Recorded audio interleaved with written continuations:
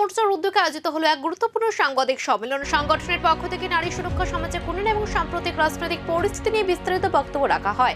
সাংবাদিক সম্মেলনের মাধ্যমে নিজেদের অবস্থান স্পষ্ট করে আগামী দিনের রূপরেখা তুলে ধরল ত্রিপুরা প্রদেশ মহিলা মোর্চা। বিস্তারিতভাবে দেখে নেব ত্রিপুরা প্রদেশ মহিলা মোর্চার উদ্যোগে আয়োজিত সাংবাদিক সম্মেলন।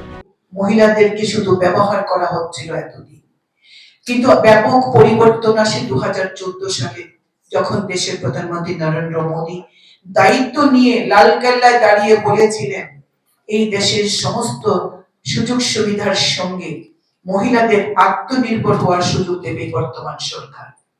এবং বেটি বাঁচাও বেটি পড়াও শুধু আজকের স্লোগান না, আজকে বাস্তবায়িত করছেন।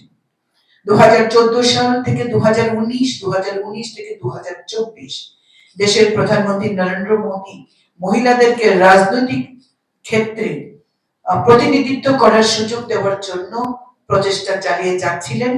2023 সালের সেপ্টেম্বর মাসে 2023 সালের সেপ্টেম্বর মাসে